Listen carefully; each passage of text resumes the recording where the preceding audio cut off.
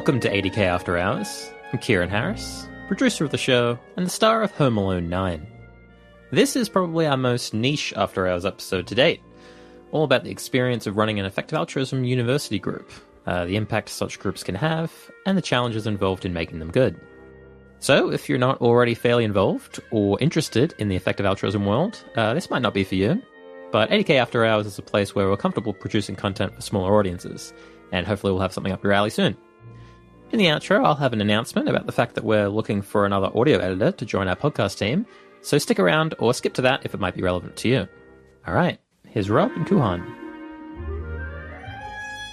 Today I'm speaking with Kuhan Jeyapragasan, someone I've been regularly asked to interview over the last year or two. From 2015 to 2020, Kuhan did an undergrad and then a master's in maths and computer science at Stanford. And during the 6 years they were there, they did a lot to organize and improve the effective altruism group on campus, something a few listeners have been keen to hear their thoughts on. So welcome to the show, Kuhan. Thank you so much for having me. Super excited to be on the podcast. Is it possible for you to put maybe some meat on the bones of that little intro there? What have you generally been up to since 2015?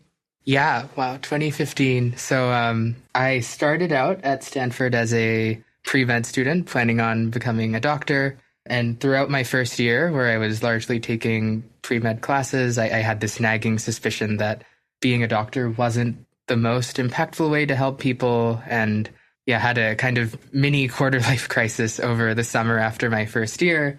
I still had no idea what I wanted to major in, since in the US you get to choose your major while you're in university, but had no idea what I wanted to do with my career. And I thought, I should probably have a better sense of what I want to do after graduating to decide how I spend the next 3 or more years of my education. So I actually Googled something like most impactful careers or something along those lines and found 80,000 hours. Fantastic. Yeah, I remember when I first opened up 80,000 hours, I was like, this is exactly what I've been looking for. This is incredible. The system works. Yeah. The SEO really did its job. So I learned about effective altruism, really liked the ideas around, moral circle expansion, being really consistent and rigorous in how to apply these intuitions I had around, say every human's life being of equal value, caring about sentience more broadly, and wanting to be more rigorous about how I applied my moral intuitions to my life. So that, then I started going to a few Stanford EA meetings early on, but yeah, very regrettably, I unfortunately didn't really get more involved for a good 3-ish years for a few reasons. So one was, I think frankly, Stanford EA at the time was not the most intro-friendly group. I think there were some really cool discussions going on. I have visited the Stanford EA group a handful of times, and they were among the very intelligent, really on the cutting edge in terms of the ideas that they would chat about at typical meetings. I think it was not the median university group.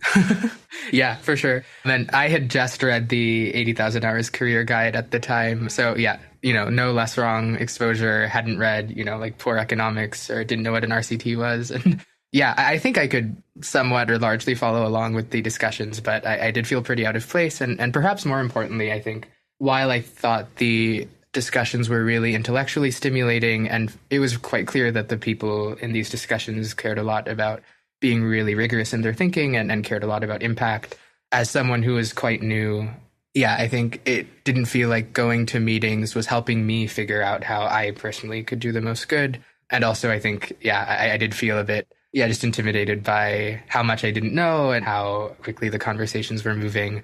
And as a result, I think the meetings were Sunday afternoons, so I would often have homework due on Monday and just kept having excuses for not going to meetings. But this all changed in 2019 when I was luckily invited to a North American group organizers retreat run by the Center for Effective Altruism. I actually think I was only able to go because another Stanford EA member couldn't attend. So pretty lucky. And from there, learned about the community building grants program that CEA was running and thought, oh, wow, this sounds like a way better use of my time than the teaching assistantship I had planned for my master's degree.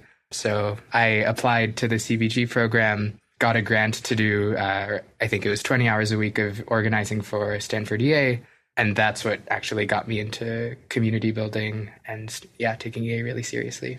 I see. And that was around 2019. Yeah, so my grant started in September of 2019, but I think, I was approved for that back in April or so. Right. Okay, yeah, we'll return to some of those themes of like the challenges of making a local group appealing and accepting of everyone. It's definitely difficult to have a culture that doesn't bounce anyone. So it's good to try to be relatively expansive. What kind of concrete stuff were you doing in 2020, 2021, I guess, up until now in terms of trying to grow the Stanford EA group? Yeah, so I started officially running the group, I think, around September of 2019, but I think even before that had been doing a lot of planning over the summer, which actually involved a lot of just reading about cause prioritization, long-termism, existential risk, community building strategy from resources that other organizers had written up, talking to successful EA group organizers in the past, so like past Stanford EA organizers, Oxford, Cambridge, etc. And then, once the school year started, I think lots of individual messages to people, emails, Facebook posts, lots of advertising. I think I wanted to make sure that anyone who could plausibly be interested in EA with a one-sentence description of it would know about the group and know about how they could learn more and how to get more involved. So, I remember we had a big talk from Will McCaskill that happened to be on the same day that there was this club or societies fair for service-oriented groups. So I remember, we were aggressively advertising the Will McCaskill talk that was happening later that day and would make flyers and cardboard signs and all that stuff. What drew you to getting involved? I mean, it sounds like you had some reservations about about the local group, or at least you didn't feel like you quite fit in. Yeah. But nonetheless, you decided to kind of become president of it and take it over. What pushed you to do that? I remember even back in 2016, right after reading the 80,000 hours career profile, I remember thinking, wow, these ideas are so compelling. Why don't more people know about this? Like, so many people, I imagined, would be as excited as I am if they just saw these arguments. So I think the intuition around wanting to share these ideas because they seem so compelling and, I don't know, correct or very compelling based on my moral intuitions. I had that intuition from an early age. And when I first encountered the arguments, I did talk to lots of friends about EA, even though I wasn't involved with the group as much. But I think the idea around the multiplier effect argument, we may only have approximately 80,000 hours in our career, but it probably takes way, way less than that to convince others to counterfactually switch their career plans to something much higher impact or directly addressing the world's most pressing problems. So that argument really stuck with me. And then I think also, just thinking about what a unique situation university is for getting career changes, like where and when else do you see such a large concentration of really caring, dedicated, driven, talented, ambitious people who are figuring out their values, are actively trying to figure out what they want to do with the rest of their life, and are, pretty open-minded and flexible to making pretty big changes, or don't even have plans yet, so are much more open to making tentative plans, and are, really starved for good advice to help them find some way that they'll spend, rest over half of their waking hours after graduating on something that's both exciting to them and intellectually fulfilling, but also helps them achieve their goals and values. And I think for many of them, impact and doing good is a pretty strong motivation. Yeah. How straightforward did you find it to get people excited about effective altruist ideas at Stanford? Were there a lot of people who were kind of immediately engaged once they heard about it, or was it a slightly difficult sell?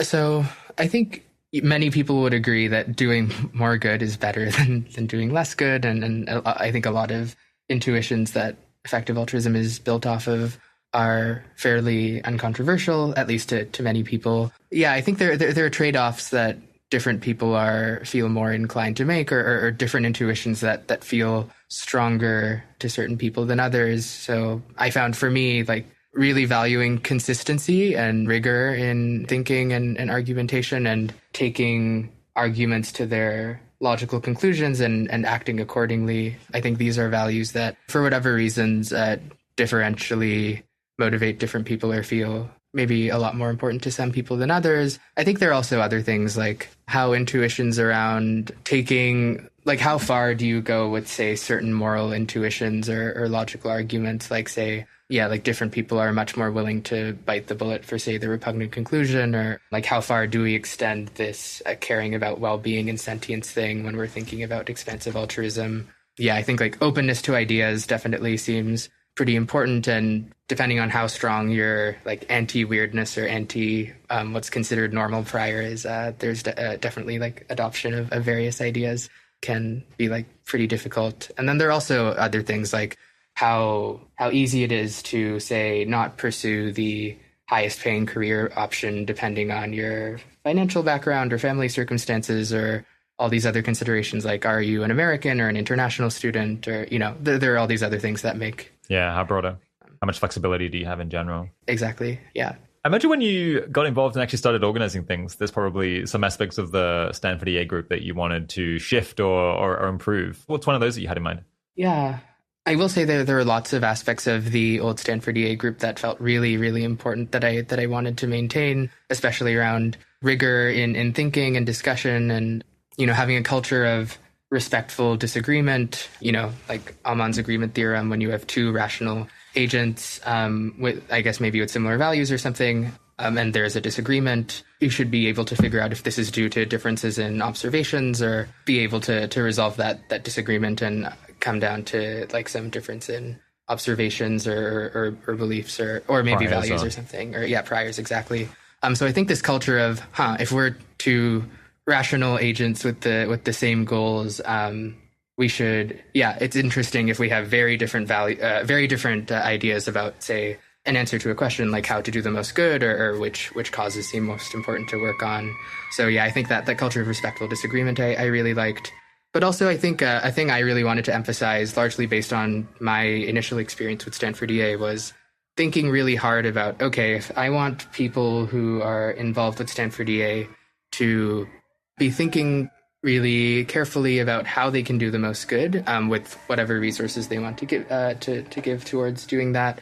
And I think thinking really hard about how to make involvement with the Stanford EA group help people make progress on their career plans, hopefully making some long-lasting friends. I think raising ambition among members, like working together on increasing our productivity levels, our ability to actually get things done and achieve our goals, improve our thinking, and like actually make progress on our plans to do the most good. So I wanted to put a lot more emphasis on career planning sessions, figuring out our own cause prioritization, why we think what's most important is most important, what the implications of these beliefs are, and then how to apply these to how we spend our time. So figuring out summer plans, figuring out career plan options, figuring out good people both inside and outside the community to talk to, what opportunities to pursue, and then also creating a really fun social environment to be a part of. Yeah, since there have been local groups, there's been disagreement between people about what kinds of events they should be running, like what sort of culture they ought to be cultivating. So there's all kinds of different topics that we could tackle there. I was kind of keen to bring up some that recently appeared on the EA forum a couple of weeks ago in this blog post, Bad Omens in Current Community Building, which was like mostly positive, saying that, you know, local groups are great in a lot of ways, and it's important to get them right, but suggesting that potentially local groups have perhaps gone too far in some particular directions and could be turning off some people who should be interested in effective altruism if they really understood it properly and it was getting presented in a good light. One concern they had, I guess, is that a lot of local groups kind of, they measure their success in terms of how many are heavily involved or highly engaged people who identify as part of the effective altruism community they're kind of causing to exist by informing other students about these ideas and encouraging them to come along to events. When you have that as your key metric, then you tend to get into this very kind of persuasiveness mode where you're just like, all right, we got to like get people into workshops. We're going to like hit them with the message. We're going to figure out what is most likely to convert people. And you start thinking about it in terms of conversion rather than sharing information. Do you have any thoughts on this general issue of downsides that you might get from trying to game the idea of just like persuading people and creating EAs, I guess, as some people will call it? Yeah, I think I resonated with a bunch of the ideas in the post. I think having really strong epistemics is one of the integral parts of running a really great EA group or related group. One thought is, man, it's really hard to run an EA group while being a student and being a student full time, perhaps being involved with other extracurriculars, maybe having jobs on the side to help pay for tuition or other expenses.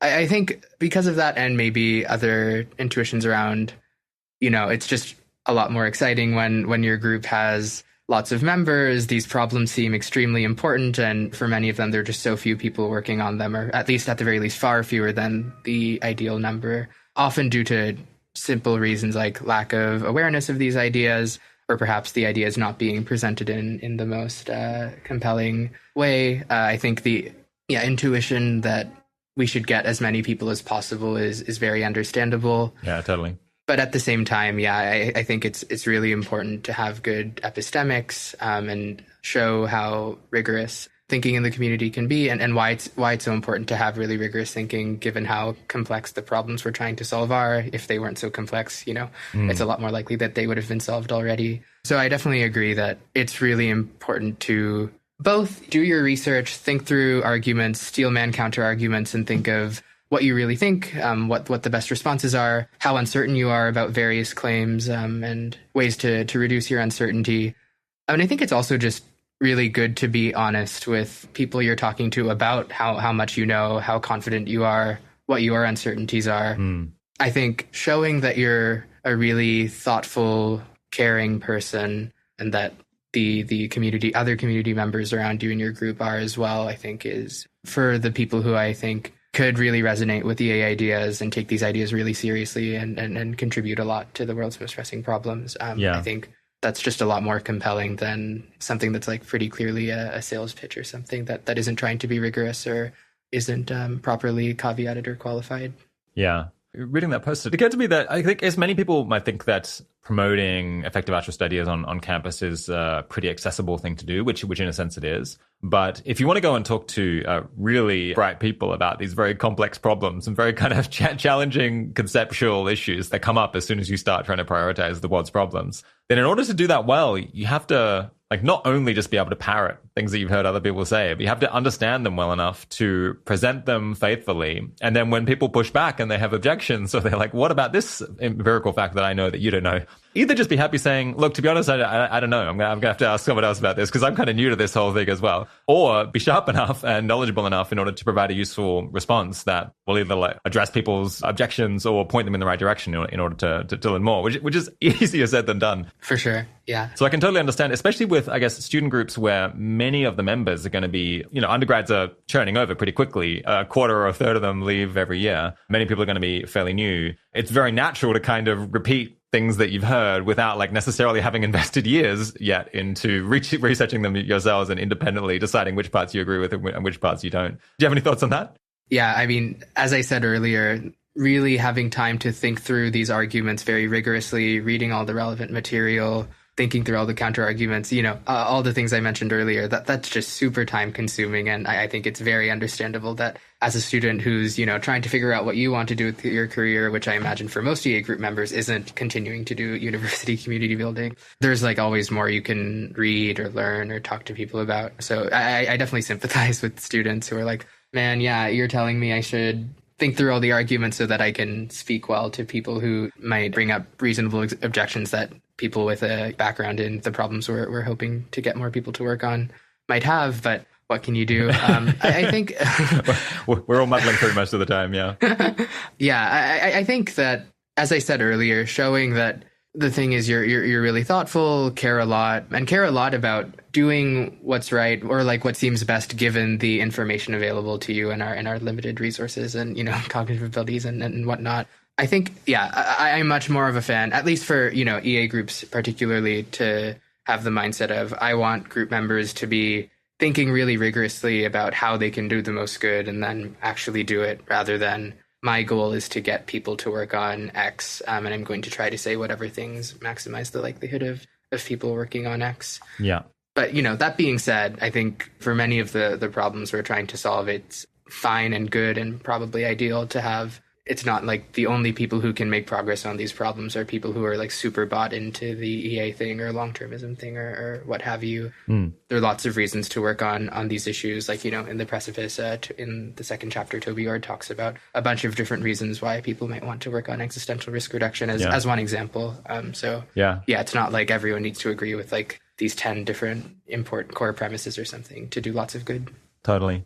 Yeah, another issue that article in the EA forum raised was that some people, and in the view of this author, potentially some of the best people, get put off by kind of a style of advocating EA that is about persuasion rather than just like exploring ideas and informing people of stuff that they might find useful. Yeah, do you have any thoughts on kind of the balance between explicitly making a case and arguing for what you believe versus just like exploring ideas together?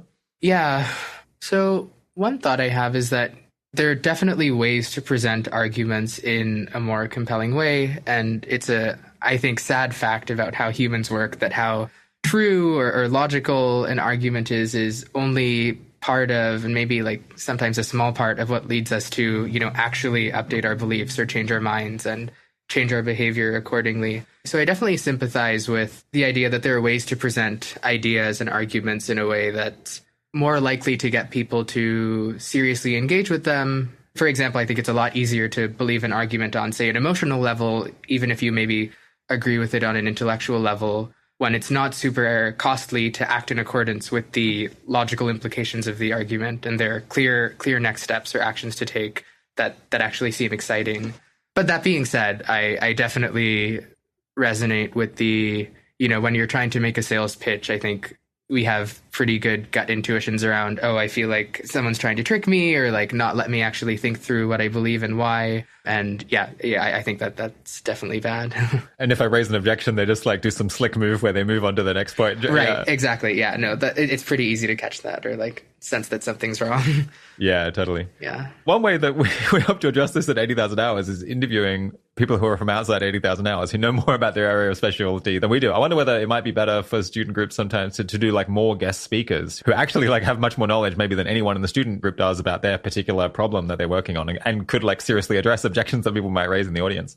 I think that would be great. I think another thing that I think has worked well for me in conversations with people who know much more than me about certain topics that are relevant to what we're discussing is saying, I have uncertainty here. I don't really know what's best. Here are like arguments I've heard, or like here are thoughts I have that might be like pointers to check out more resources on a topic or to think through ideas more, rather than saying, I think you're wrong. And even though I can't really explain why, like, trust me, people who've thought about it more are pretty sure. Yeah. I feel pretty optimistic about getting people excited to learn more, or even just entertain the possibility that, this claim does seem pretty wild or like big if true, but it seems important to figure out if it is true, because if so, that would have pretty large or wild implications. Yeah. What's a lesson or two you learned from, being involved with Stanford EA for a few years?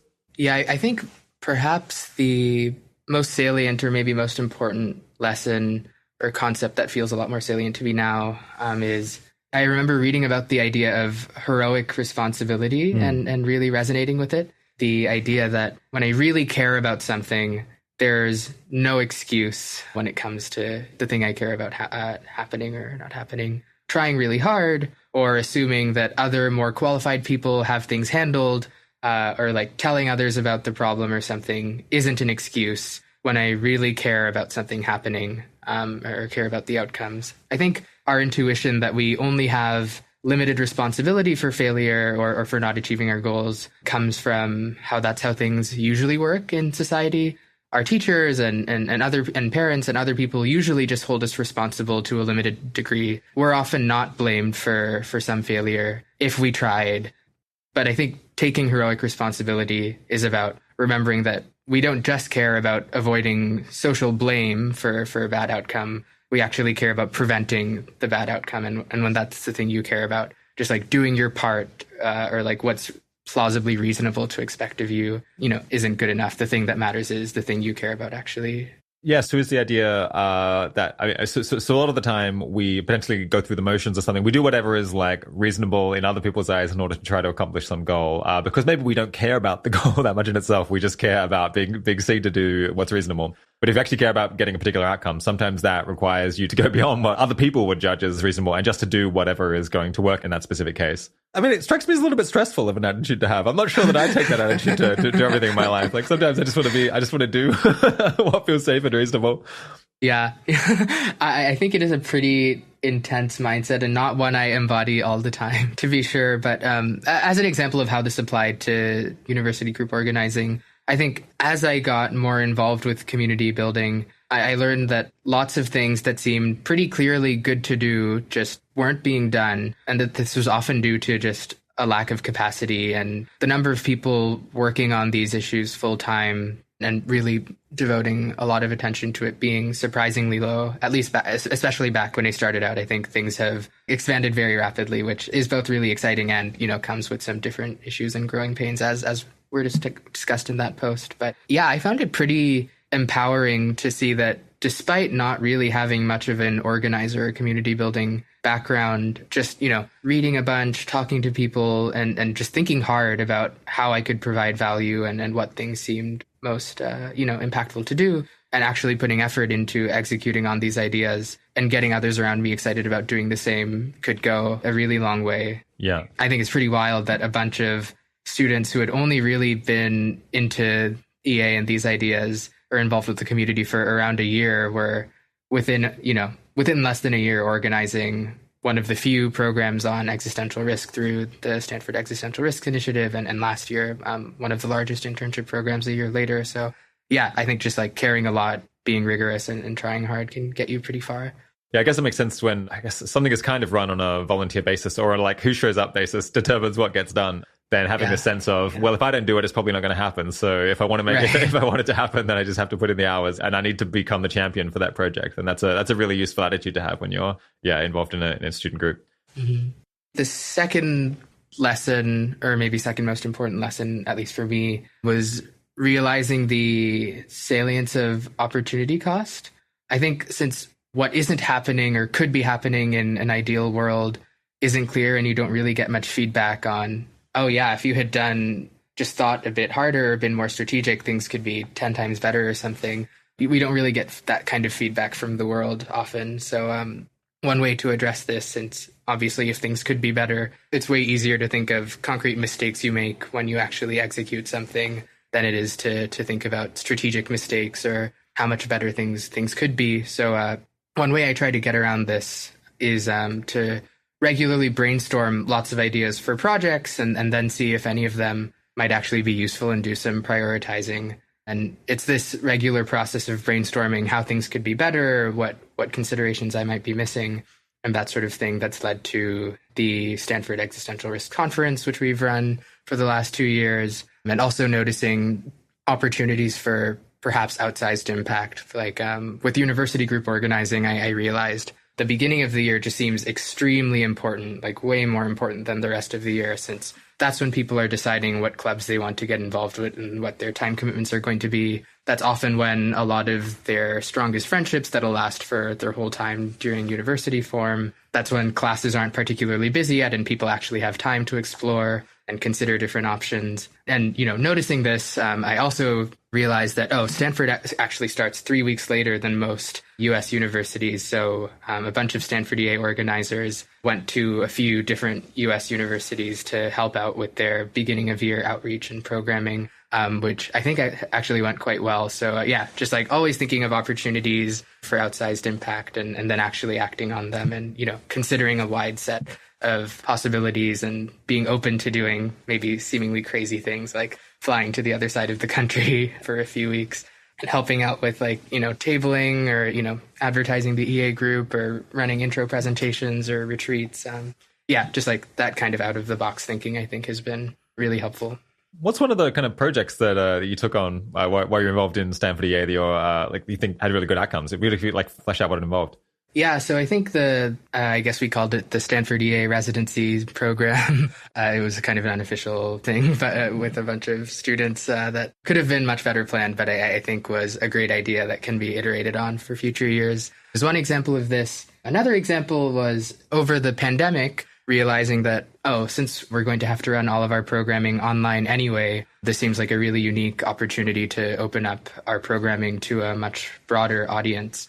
So basically, even our first iteration of our intro to EA program or fellowship, we opened up, I think, globally. And I think that was pretty successful. Like we had attendees from like Brazil and the Philippines and the United Arab Emirates and, all over the world, which was really exciting. Nice. We had students from universities or cities or countries without a local EA group being able to participate.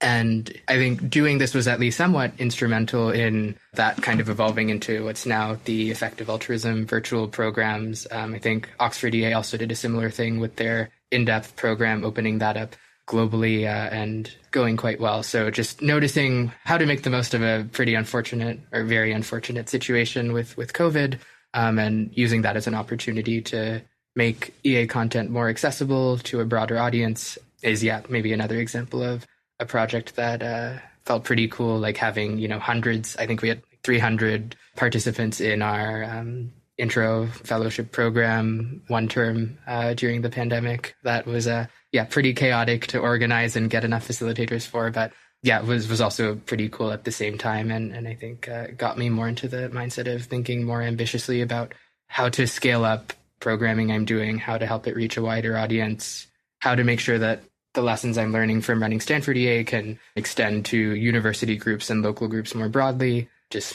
trying to always think about how we can maximize impact better.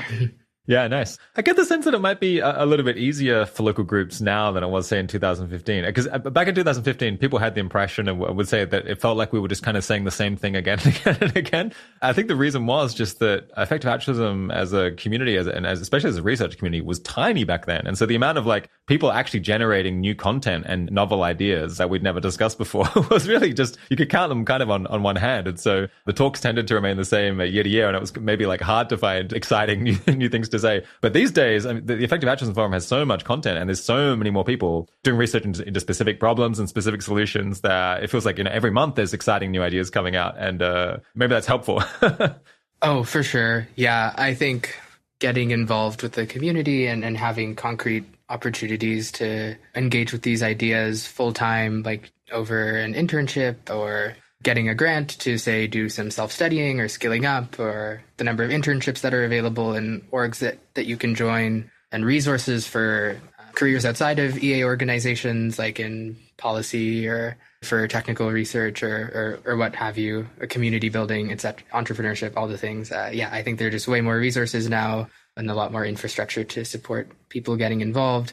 And I think also the development of EA hubs, these offices and co-working spaces that now exist in a bunch of EA hubs, like groups of friends getting together to often live together or at least meet regularly. Yeah, I think the number of opportunities to get more integrated and involved and form close friendships with and mentorship partnerships and potential collaborations is just a lot more accessible now. And I think makes things easier as an organizer. Yeah, for sure.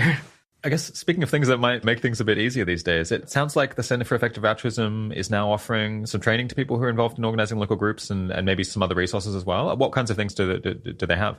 Yeah, so one program that I'm pretty excited about is the University Group Accelerator program that Jessica McCurdy is running. So I think the program takes new organizers or organizers for newer or younger groups. The program helps them run an Intro to EA fellowship program, offers advice on intro to EA events, how to run one-on-one conversations or intro to EA, like coffee chats well. And there are also a bunch of other resources that are, on the EA forum. I think the EA group, the CEA groups team is also creating a new website. I think the EA groups resources page, we can find it and maybe attach it to the transcript later. I think there's some other exciting opportunities as well. So the Global Challenges Project has created a university group organizer handbook with a bunch of resources on programs to run, with I think all the resources you need to advertise the program, run it, recommended reading. So for people who are interested in any given topic, or at least a bunch of topics that you might expect group members to be interested in, or interested students to want to learn more about, there are a bunch of resources there. And I think a bunch of community members and group organizers are also very happy to give their time to new organizers to offer advice, lessons they've learned, resources they found particularly useful, and to share what's worked well and what hasn't worked well, and what doesn't exist but could, for people who are interested in taking on projects. Yeah.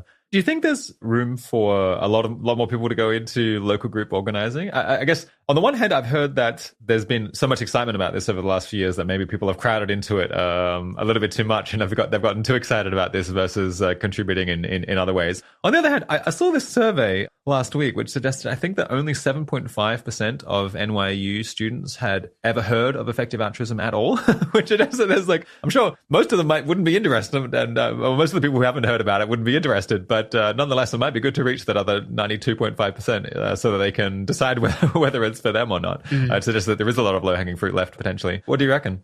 Yeah, so some things I've been thinking recently. One is I think there are lots of meta EA and community building efforts outside of university and local group organizing that I'd be excited to see way more people in. So cause area specific, field building and community building, I think could be really good. So creating resources for people interested in getting up to speed on, the most important considerations and research for specific cause areas.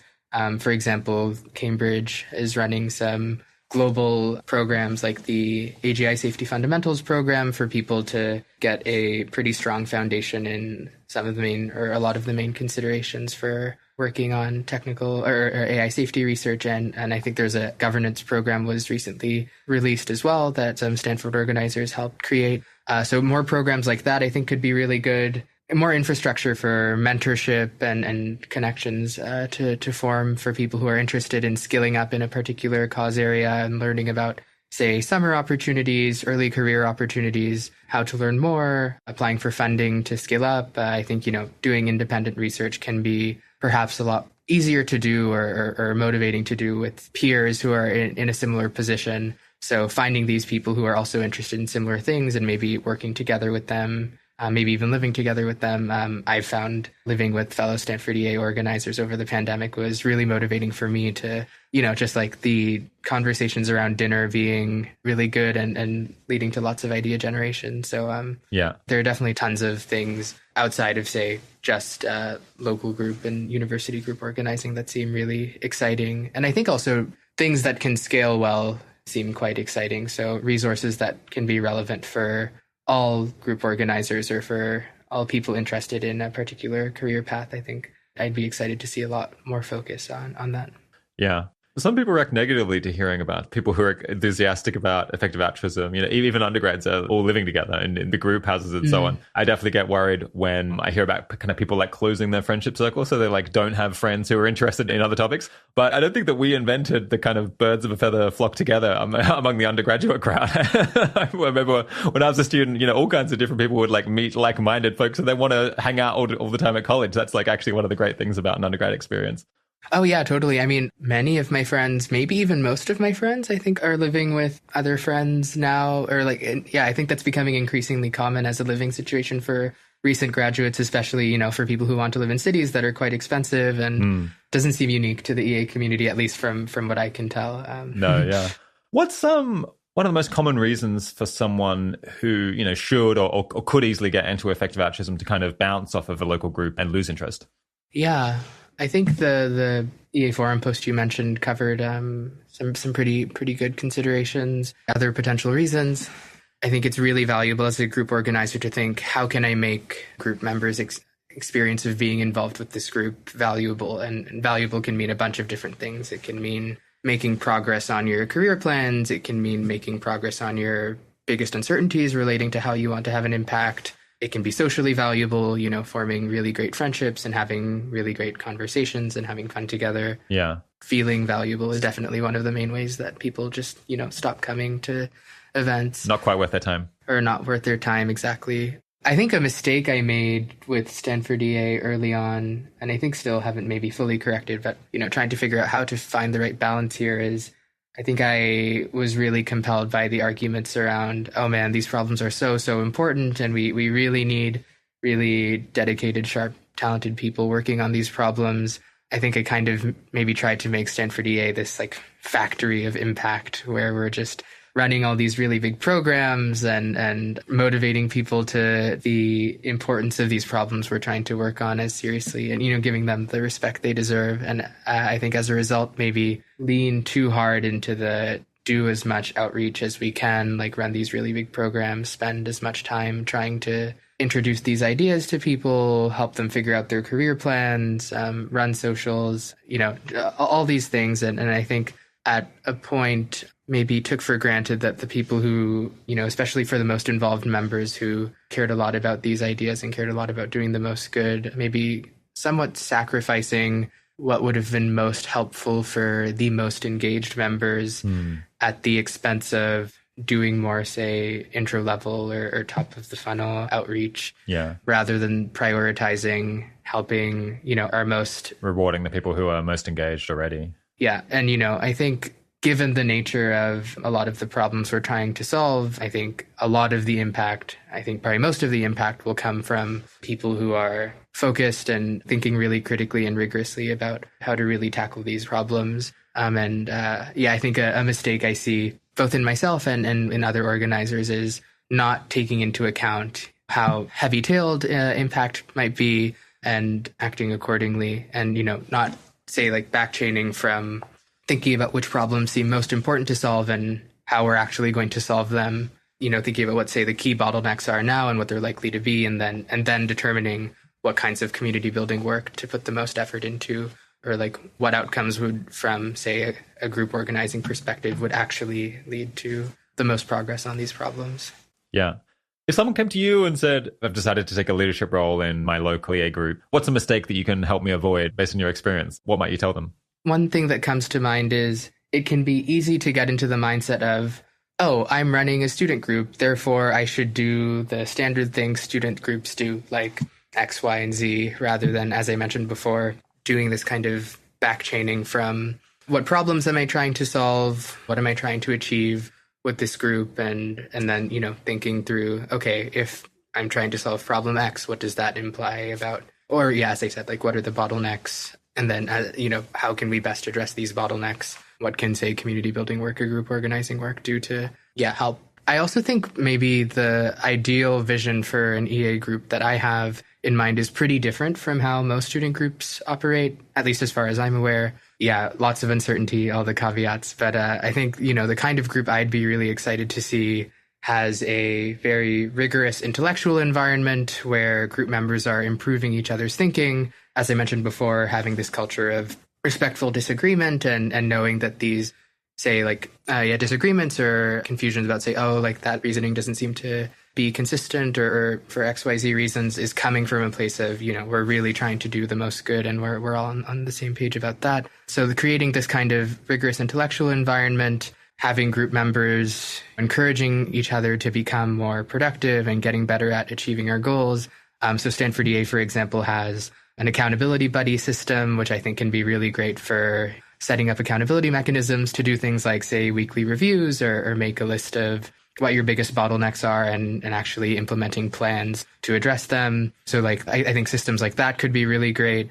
Brainstorming projects to execute on potentially together with other group members and becoming a tight-knit group of friends. And of course, doing lots of, say, career planning, figuring out what to do over the summer, what opportunities to pursue while in school, maybe considering, say, taking a term off to explore potential career options. I think an environment that encourages this kind of out-of-the-box thinking and considering probably a wider set of actions than most students consider, I think could be, really valuable. And I think that seems like a big reason for a lot of the success that Stanford EA Group has had.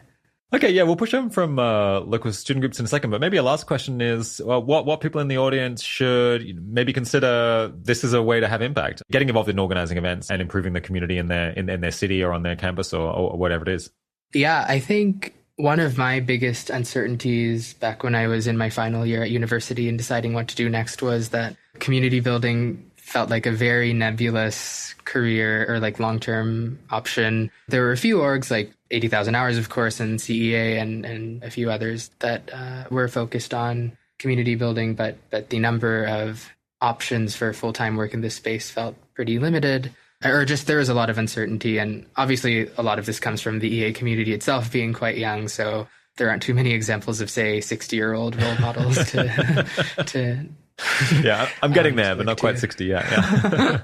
But I do think the space is evolving quite rapidly, and I'd be surprised if it didn't continue to do so. The number of funding opportunities to start new organizations or projects, and just the number of existing projects and opportunities to contribute full-time keep growing. I think I'd be happy to chat with people who are interested in considering community building as an option, but don't know where to start. I think writing on the EA forum and Less Wrong are some pretty great ways to have your ideas shared with a wider audience, and also to kind of put yourself on the radar of other organizers and community members, which could lead to exciting opportunities like internships or collaborations, or maybe being reached out to about getting funding for, say, ideas that you might pursue. Yeah, I think the infrastructure is a lot better for right now for people who are interested in getting more involved. And I'd be really excited to see more people figure out a problem that isn't currently being addressed, or addressed, optimally in the community, and take agency. Obviously, talk to lots of people and make sure that your idea is good, and like implementation plans make sense. But yeah, I definitely encourage people to take a agentic mindset of looking for ways to provide value and then making it happen. Yeah, nice. Where can people email you if they'd like to check in and see whether they have what it takes, or what you think of their plans? Yeah, I think my Stanford email is pretty good. So kuhanj@stanford.edu. We can put that on the post associated with this episode. Yeah. Okay, let's push on briefly to talk about the thing that you're currently doing. So you've graduated from this master's. So you went from medicine to computer science and maths. Fairly big jump. And you finished your master's, and now you're working full-time as the program director at the Stanford Existential Risk Initiative. Is that right? Mm-hmm. Yeah. Mm-hmm. Yeah. What kind of programs does SERI operate?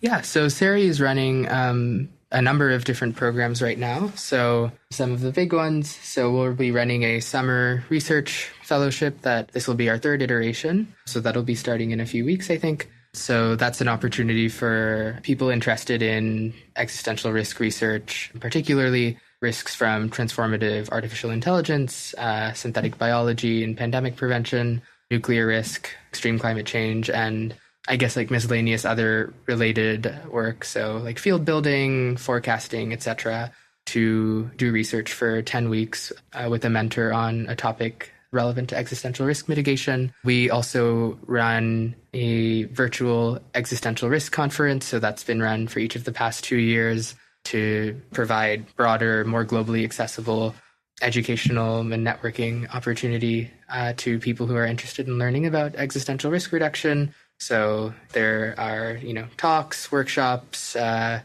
platform where people can message other attendees and set up meetings. We also try to provide resources for next steps, like how to learn more. If you're interested in careers in the space, checking out 80,000 Hours. I think we send people copies of The Precipice if they want a book on existential risks. So yeah, we run the conference. We have collaborations with other relevant organizations. So I think I mentioned earlier that some SERI members helped develop the curriculum and helped run the AI governance fundamentals program that EA Cambridge ran. And we've also been doing field building work, so helping seed relevant institutes or student groups. So, for example, I think the SERI conference from last year was, I think, a big part of the inspiration for starting the Cambridge Existential Risk Initiative. So that was a really exciting outcome. I think some collaborations from discussions at last year's conference also led to a U.S. policy speaker series. I think write-ups of takeaways from that are on the EA forum. We also recently ran a postdoc hiring round to get some postdoc researchers for next year. And our professors run a class at Stanford called Preventing Human Extinction to introduce first-year students to existential risk. And then there's like the standard programming to get students excited about these issues. Are you part of the university? Yeah, so I'm hired by Stanford University to work on SERI. I see. It seems a little bit hard to classify exactly what this is. It's like it's a local group, but it's available to everyone, and it's focused on existential risks, broadly speaking, all different kinds of ones. And you run events, and you're also doing fellowship. Yeah. I think SERI got started basically at the beginning of the pandemic with a pretty open-ended mandate of wanting to promote existential risk education and research at Stanford. So, I think it was pretty open-ended about how we could, what moving forward with that could look like. I think things are still pretty experimental. It's hard to tell if you found your niche or like how things could be better, going back to the opportunity cost discussion. But yeah, it's definitely been a great learning experience. Is it just you or are there other people involved? Yeah, so I'm currently the only full-time employee for SERI. Our professor directors, Steve Luby and Paul Edwards, also spend obviously a lot of time teaching the Preventing Human Extinction course and dealing with a high-level strategy for SERI and other administrative work. And then, I think it's mostly student organizers now. I think we'll be hiring more full-time organizers shortly. More staff members shortly. But right now it's me. Very cool. Well, what's the reaction been to a university course on human extinction? Yeah, actually quite positive. I believe so. Stanford has these first-year requirements, and one of these requirements is actually, I think it was changed maybe just this year. I don't remember. But anyway, there is a program called Thinking Matters where every first-year student has to take a Thinking Matters class, and Preventing Human Extinction is one of these Thinking Matters options. And I believe for the past 2 years, I don't know about this year, but at least for the past 2 years, it was the Thinking Matters class with the highest enrollment. Wow. So that was pretty exciting. So Thinking Matters it's trying to get students to maybe do some practical interdisciplinary subject? Yeah, I think so. I regrettably don't have a great understanding of what actually links all the Thinking Matters courses, but I think it's something about integrating academic ideas into how they're relevant to society at large. Makes sense. Yeah, I suppose. Thinking back to as an undergrad, what would I do? I think the human extinction course would be a pretty appealing option. It sounds like it's going to be all over the place and kind of exciting. For sure. I mean, definitely a very provocative title. Yeah, it sounds like you've probably got some. In order to get actually hired officially by the university, you must have buy-in from some academics or some academic department that is excited about existential risk and wants to make Stanford kind of a center for thinking about this topic. Yeah, for sure. So SERI is officially housed in the Center for International Security and Cooperation, which both of our professors are affiliated with. Yeah, I think it's just super exciting that there are professors who care enough about these topics to teach a whole course on it. I'm really excited about the future of university and academic engagement with these topics. Yeah. So, and there are more and more professors who are taking these ideas really seriously and incorporating it into their research. So, excited for progress in this space. Yeah. When you graduated, what other career next steps did you seriously consider? Yeah. So I think one of my biggest lessons from my unfortunately not particularly strategic career exploration has been exploring as much as possible early on would have been really, really valuable. I read the 80,000 Hours Career Guide, kind of just assumed, I'm a reasonably mathy person, and found the arguments around long-termism and existential risk quite compelling.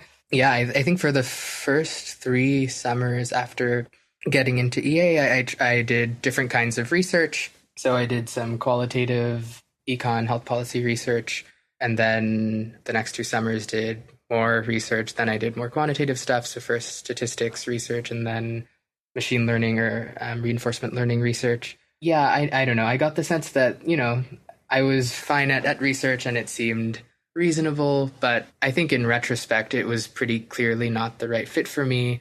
And I only happened to realize this because of, this, as I mentioned earlier, the retreat where I learned about the community building grants. I hadn't even intended when I applied for the grant for that to be a career option, or that just wasn't in my realm of possibility for me at the time, or I didn't even realize it was an option. And it was only when I started seriously putting effort into community building largely as a result of the community building grant that I realized, oh, wow, this is what it's like to really, really enjoy my work. I think cliches that I had heard about work that didn't really feel like work, or, the kind of thing that I think about for fun in the shower, or, talk to my friends about. It started happening to you. Yeah, I think when I realized how exciting work could be, especially when I was really motivated by it, and also got the sense that I was maybe pretty good and doing quite well and actually having an impact. That feeling was really, really exciting for me. And it's quite possible that if things had gone differently, I wouldn't have found this thing. And, the same argument implies that maybe there's something even better out there. But I think I wish I had explored more and been more intentional and deliberate about doing cheap tests of fit and, advice that the 80K career guide gave that I just maybe listened to enough. But I think in terms of like specifically what led me to picking SERI over, say, pursuing research more or other options, I think talking to quite a few more senior community members, I think across the board, people said, I think you should do community building. It seems like it's going quite well. It seems like you're able to generate some pretty cool insights and ideas for projects to run, and are having some pretty good success getting some other really, really great, sharp, dedicated community members involved. And SERI seemed like a pretty unique opportunity to see how official university engagement could go. So I was surprised at how basically every experienced community member I talked to said that they thought I should do full-time community building, and felt excited about SERI in particular. People often get more conflicting messages than that, so I suppose it's reassuring to have all the signals being positive. It sounds like SERI has tons of different balls in the air. What's maybe the one that you're most excited about at the moment?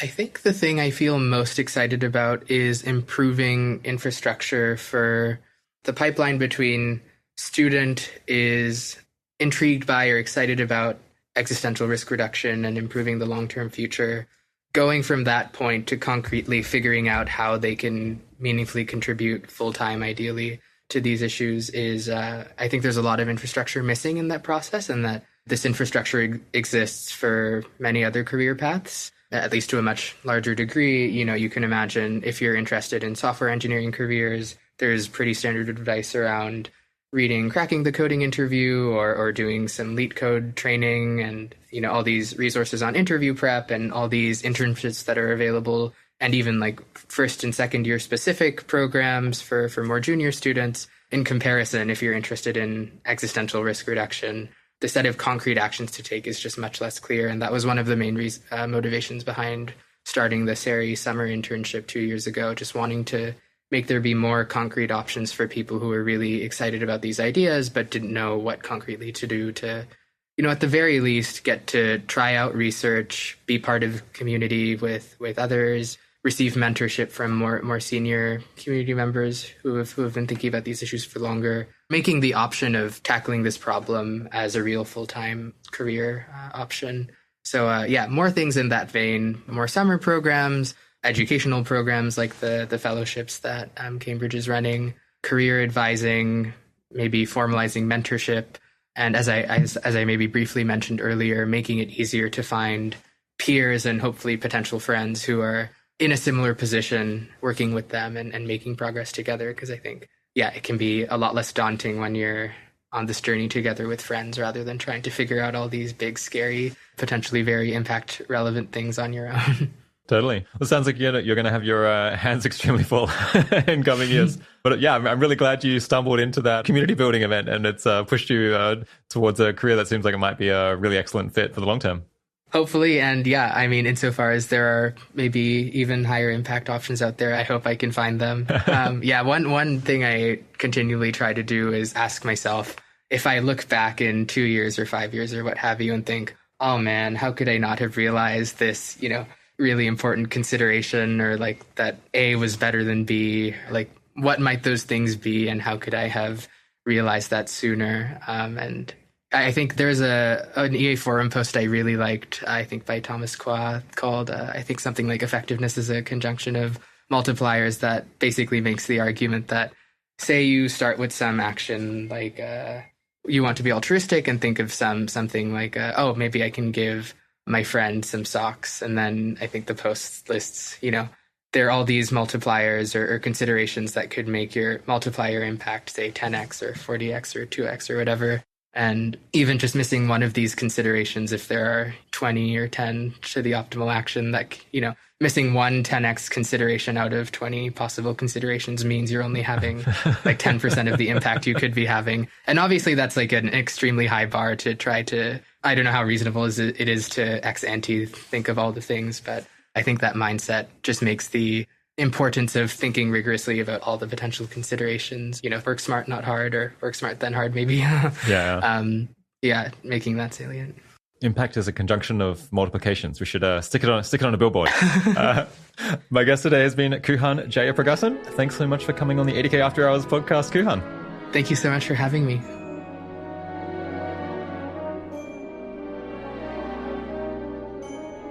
Just an announcement, we're looking for another audio editor to join our podcast team.